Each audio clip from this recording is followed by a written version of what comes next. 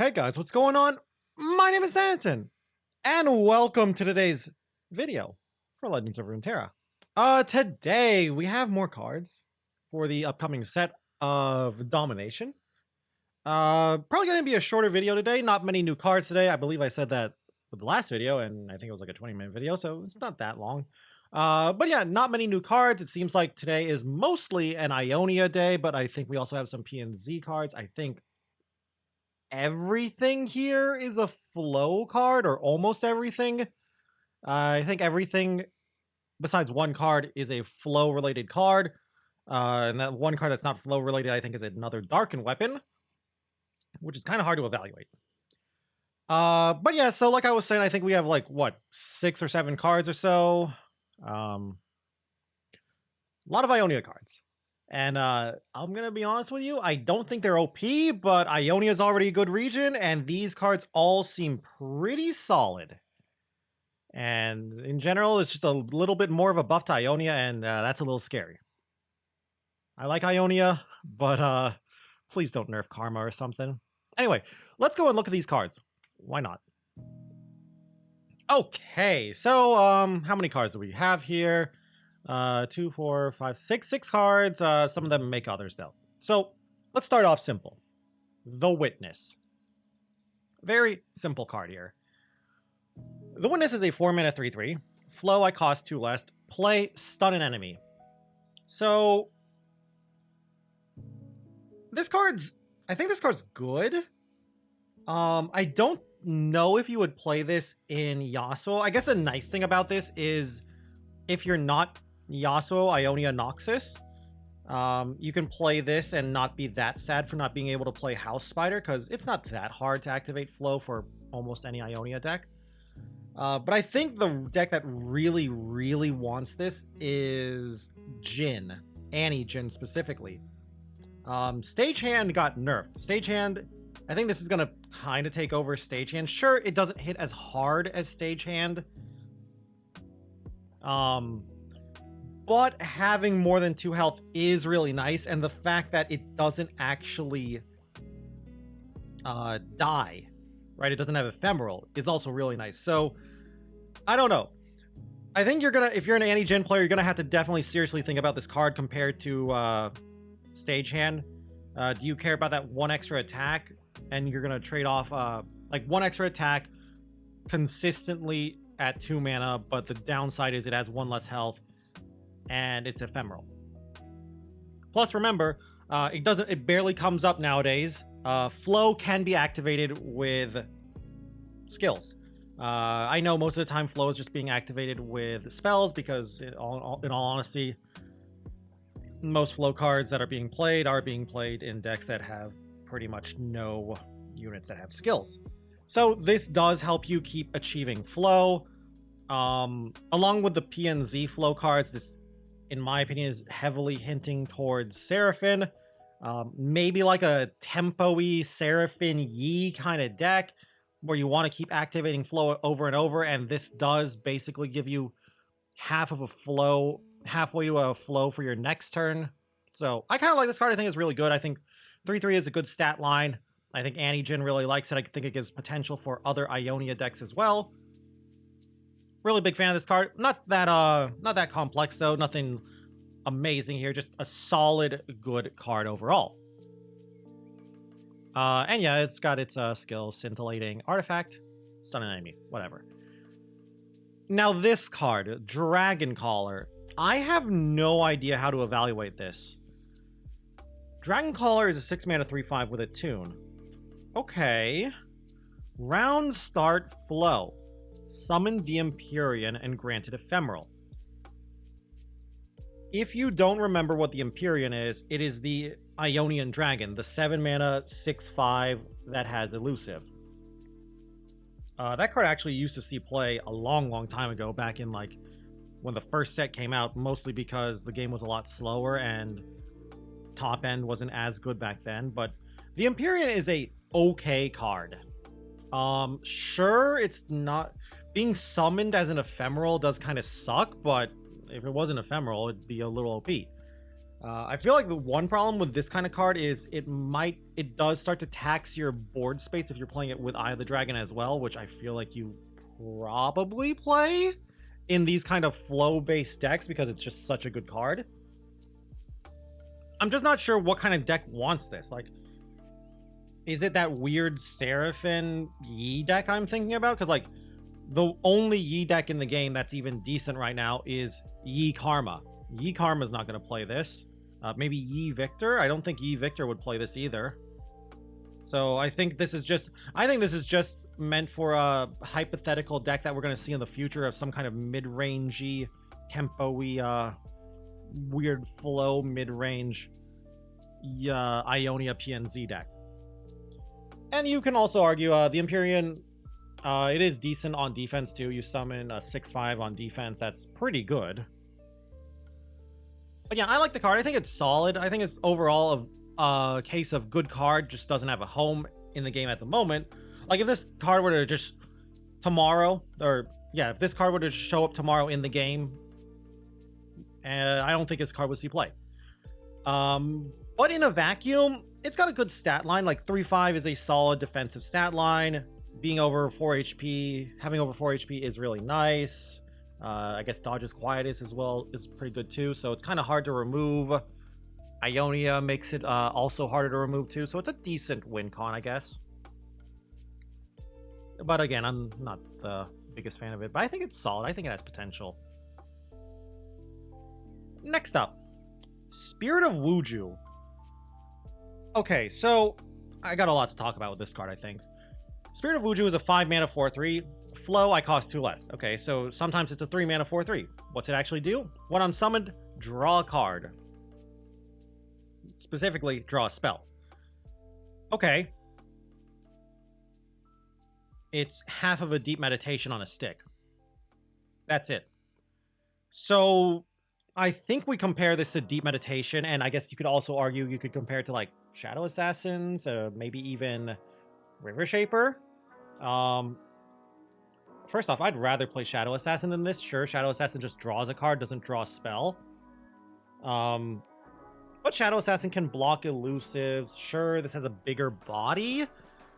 But yeah, I don't know. I'm not a fan of this card. I mean, I like the concept. It's just in Ionia, I don't like the card. I feel like Ionia has better options than this card. Most of the time, I'd rather just play Deep Meditation anyway. By playing this over Deep Meditation, I'm basically giving up the burst speed card draw, which is really nice in all honesty. Like being able to, your opponent open attacks, you burst speed, cast your Deep Meditation, and draw like Health Pot, Tellstones, Concussive Palm, whatever, something to basically save you, is really, really good. So yeah, I think this comes down to how much you value the 4/3 over a second card draw. And I think I value an extra card more than a 4/3. And I'm not just comparing the extra card versus the 4/3. I'm also considering like basically what is essentially unit-based speed, slow speed, whatever you want to call it, versus burst speed card draw. And you can use spell mana too, so that's also pretty nice. So while I think the card in a vacuum is good, when you compare this to other things that Ionia has, I would just rather play other cards like Shadow Assassin and Deep Meditation.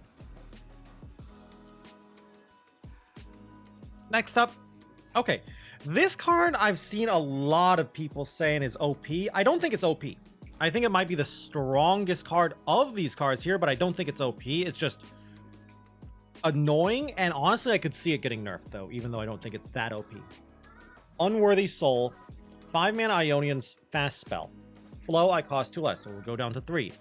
Recall a unit or landmark. So that alone is basically homecoming without having to bounce one of your units. If it has any attachments, destroy them first. So this is the Ionian equipment hate. Okay. Also, this will hit attached units too, so, you know, Yumi, Papercraft, etc., etc. Here's my question. Why would we ever play Will of Ionia anymore now that this card exists? I'm not saying this should be a 3 of or anything in every deck, because Will of Ionia is not played that much, but yeah, like, I don't see I think this is just better Will of Ionia. Will of Ionia is just recall a unit for 4 mana. Again, it's not that hard to activate flow in Ionia, especially nowadays with things like Momentous Choice, Wuju style, Telstones, etc., etc. So yeah, I think this is going to be 3 mana a lot of the time. Being able to hit landmarks is pretty solid. You can bounce like the action landmark to reset the count.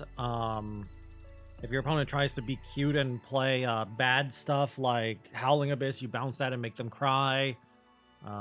Blighted Ravines to buy you a turn from the AoE. I think it's a solid card overall. And of course, the attachment hate on top of that is just all the better. So I'm a big fan of this card. I don't know if I'd play it in a control deck. I probably would, in all honesty. I think it's solid for like Karma Yi as like a 1 of or a 2 of.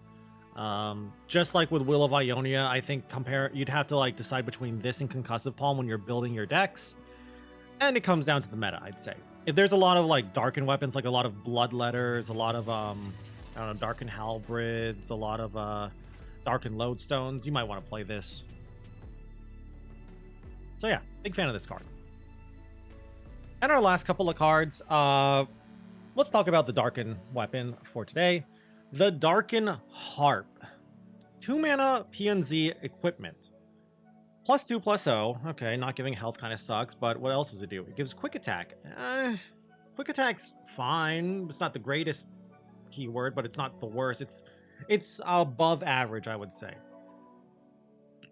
I looked at this earlier, and I was looking at only champs, but I think there are 9 PNZ champions right now, and 3 of them already have quick attack right away.